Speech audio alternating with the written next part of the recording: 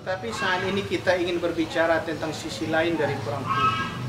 Bukan dari sisi kepahlawanan, patriotisme para sahabat dalam berjuang. Tetapi kita ingin melihat betapa lembutnya hati sahabat dalam menunjukkan rasa cinta kepada Rasulullah Sallallahu Alaihi Wasallam.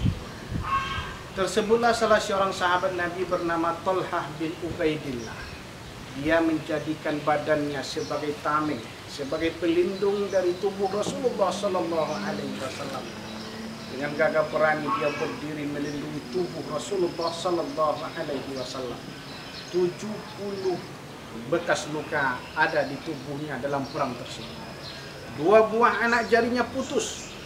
Kemudian tempurung lututnya tanggal 1. Tertatih-tatih dia berjalan. Rasul melihat itu.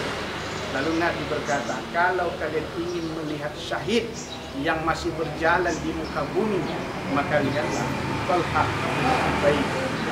Di saat itu Thalhah pun berdoa kepada Allah Subhanahu wa taala, ya Allah, ambil darahku hari ini ya Allah. Ambil darahku ya Allah sampai engkau ridho.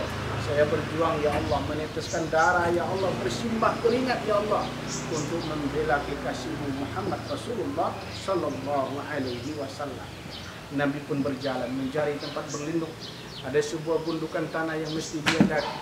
Rasul kehilangan tenaga, kehabisan tenaga, tak mampu lagi dia untuk melangkah.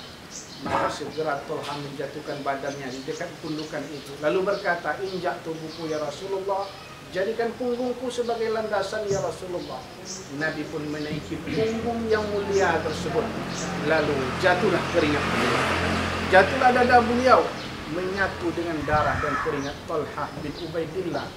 Dengan tersenyum pun Thalhah memperlihatkan rona kebahagiaan di wajah beliau.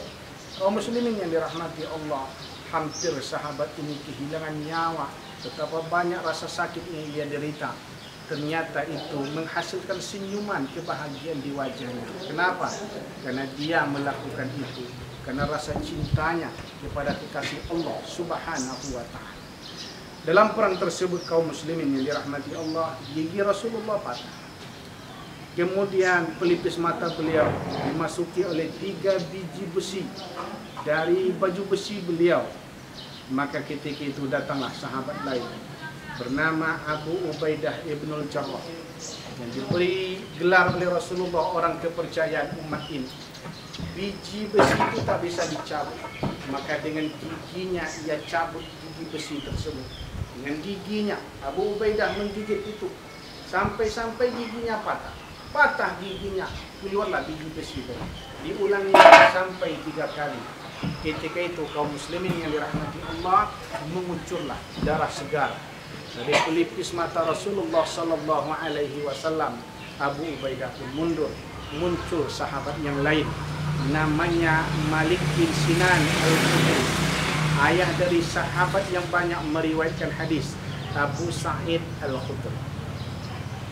Dia cabik bajunya, lalu dia hisap darah yang mengucur di pelipis mata Rasulullah Sallallahu Alaihi Wasallam untuk membersihkan itu. Penuh mulutnya dengan darah.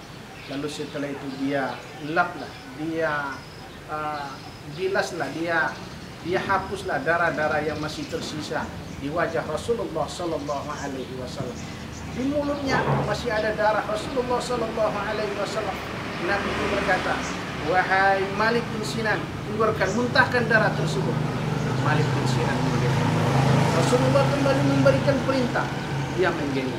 3 kali Rasulullah meminta, muntahkan wahai Malik bin Sinan. Jadi dalam agama kita meminum darah itu merupakan sesuatu yang haram. Tapi darah ini adalah darah, bukan darah sembarang darah. Darah orang yang sangat kita cintai. Darah kekasih Allah Subhanahu wa taala. Darahnya Rasulullah Sallallahu Alaihi Wasallam. Maka Malik bin Sinan pun akhirnya menelan darah tersebut. Ketika itu dia meminta kepada Rasulullah Sallallahu Alaihi Wasallam, ya Rasulullah, darahmu sudah mengalir dalam tubuhku ya Rasulullah. Ketika itu Nabi bersabda, siapa yang darahnya sudah bercampur dengan darah, maka Allah Subhanahu wa taala akan mengharamkan tubuhnya dijilat oleh api neraka. Kaum muslimin yang dirahmati Allah, mendengar itu merekalah senyuman di wajah Malik bin Sinan. Tampak kebahagiaan di wajah beliau. Dengan gagah berani beliau maju ke medan tempur sampai akhirnya menemui syahid di tengah medan juang Bukit Uhud. Kaum muslimin yang dirahmati Allah, inilah bentuk rasa cinta yang diberikan oleh para sahabat pada Rasulullah Sallallahu Alaihi Wasallam. Itu adalah para sahabat yang ikut berjuang bersama Rasulullah. Ada seorang laki-laki tak ikut berjuang dengan Rasulullah, bahkan tak pernah melihat wajah Rasulullah Sallallahu Alaihi Wasallam. Namanya Uwais Al-Qarni. Dia jauh tinggal di Yaman, tetapi berita ini sampai ke telinga beliau. Dia tahu gigi Rasulullah Sallallahu Alaihi Wasallam patah di dalam perjuangan tersebut, dalam perang tersebut. Akhirnya dia pun mematahkan giginya karena ingin merasakan apa yang dirasakan oleh orang yang dia cintai. Kaum muslimin yang dirahmati Allah Subhanahu wa taala, Rasul sudah lama meninggalkan kita, pusarannya pun jauh dari negeri kita, tetapi kita berharap kepada Allah Subhanahu wa taala, mudah-mudahan rasa cinta kita terhadap beliau selalu tertanam kepada Rasulullah Sallallahu Alaihi Wasallam. Maka kepada anak-anak kita, mari kita perkenalkan Rasulullah Sallallahu Alaihi Wasallam. Kita baca sejarah beliau, kita baca sirah Nabi kita, kita baca bagaimana perjuangan Rasulullah Sallallahu Alaihi Wasallam. Kita mesti akrab dengan kehidupan Rasulullah Sallallahu Alaihi Wasallam agar nantinya ada rasa cinta, ada rasa kebersamaan kita bersama Rasulullah Sallallahu Alaihi Wasallam. Kaum muslimin yang dirahmati Allah, mudah-mudahan Rasulullah Sallallahu Alaihi Wasallam bisa hadir di tengah kehidupan kita, bisa menjadi idola kita, bisa menjadi kekasih kita. Dan kita berdoa kepada Allah Subhanahu Wa Taala, ya Allah, timbulkanlah rasa rindu di hati kami kepada kekasihmu Rasulullah Sallallahu Alaihi Wasallam. Ya Allah, berilah kami kesempatan untuk bisa menatap wajah hamba-Mu yang mulia, wajah kekasihmu Muhammad Sallallahu Alaihi Wasallam. Demikian, mudah-mudahan ada manfaatnya. Billahi taufiq wal hidayah. Wassalamualaikum warahmatullahi wabarakatuh.